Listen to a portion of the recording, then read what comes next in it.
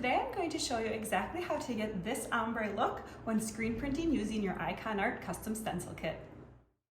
So the first thing I'm going to do, of course, is get my artwork file, and I'm using one of our free designs today. So I'm just going to go to our free artwork page, download the SVG, and then adjust the sizing in Vector or whatever artwork program you want to use, and then print, expose, and wash out my stencil like normal. I always soak my stencil for a minute first before washing out. It makes washout go a lot faster.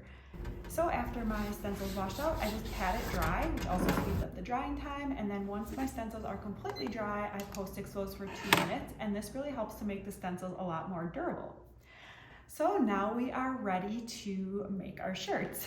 And first things first, I have to mix up my paint colors. And I'm just speeding through this process so I don't bore you to tears. But basically I'm taking, the yellow is Speedball's Fabric Ink Opaque Yellow, and the red is just the regular red, and I'm just mixing them together to get the 2 orange colors that I like. When I'm doing an ombre effect, I want the colors to be somewhat close to each other. Once I have the colors mixed up, I can go ahead and screen print. I always use a tacky mat every single time I screen print. It protects my shirt from bleed through and also holds my shirt in place so that it's not moving around while I'm trying to screen print. This is especially helpful for an ombre design where I'm going to be going over the colors quite a bit in order to get them to blend. So I'm just making sure that my shirt is, completely smooth on my tacky mat. And then I'm using this little guide.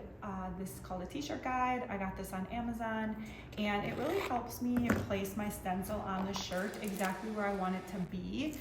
Not only side to side, so I can see where it's centered side to side, but it also gives me a pretty good idea of distance from the neckline down of what I like. So I use it for both those things, side to side and top to bottom distance. So I just kind of like line up my stencil where I want it, and then remove the guide and lay my stencil down completely. And once that stencil's on there, I will be able to add my colors. So I already have my colors mixed up, and I'm just going to put the darker color on the left, so I'm going to put it across the top, halfway across my design.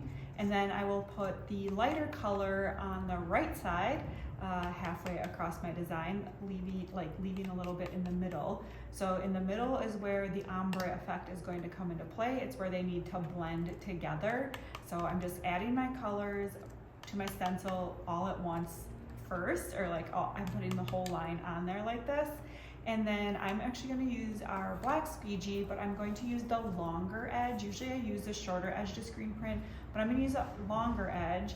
And I'm dragging the darker color across first and getting rid of that color off of my squeegee because I don't want it to blend with the lighter color. So I'm just going to wipe that completely off my squeegee using a paper towel. And you could also use a clean squeegee or clean it, with water in between. But now I will just screen print the lighter color up into the middle section and then get rid of that extra ink off of my squeegee. And now for the middle section, I want those colors to blend together. So I'm gonna grab this little blob right here, and now I'm just going to go over that section multiple times until it really blends the two together. And you can always add a little bit more ink of the lighter color if you don't want that line to be as noticeable. Once I have my other quote design over the top, it isn't going to be that noticeable, but you just keep blending those or adding ink as needed until it has that ombre effect that you want. The more you go over that section where they cross over, the more it'll look blended. So there you go, you kind of have those 2 colors blended together. Now I took out my tacky mat in order to dry this base layer with a hairdryer and speed up the process.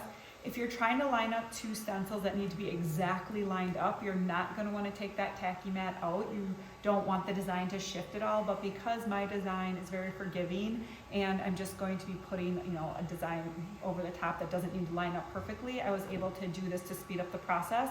Otherwise, I would have just let it on the tacky mat to dry overnight. But this worked okay, so now I'm just going to put my tacky mat back in my shirt in order to screen print my second third color, I guess, the black quote over the top. So again, just making sure my shirt is completely flat and the design doesn't have any wrinkles in it and it's stuck to that tacky mat. And then I'm gonna be using Speedball black ink in order to put this design over the top. And the nice thing about our purple stencil film is that it's pretty see-through, so I'm able to line up this design and see the background underneath the stencil to see exactly where I want to line it up. I also could again use that t-shirt guide if I would want to. So then I just add my black screen printing ink, and I use the smaller edge usually when I'm screen printing like this. So I just glide that ink across my stencil, kind of like you're buttering bread. Like you want it to be enough pressure to get it through this mesh stencil, but not so much where you're making the stencil buckle or the ink's gonna go underneath at all. So once you have all that ink on there, and just remove your stencil. And I love how this looks.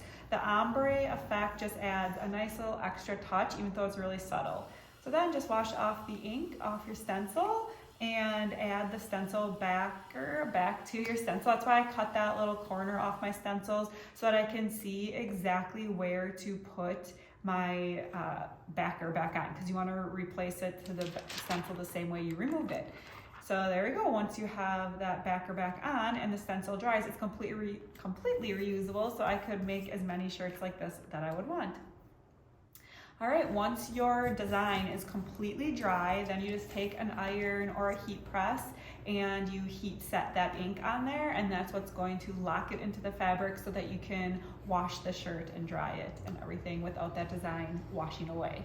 So make sure you do that. My name is Fawn, and I share tips and tricks on how to make and use Ikonart stencils. If you'd like a more in-depth tutorial on exactly how to make Ikonart stencils, check out this video right here. And don't forget to subscribe and click that notification bell so you get notified every time we upload.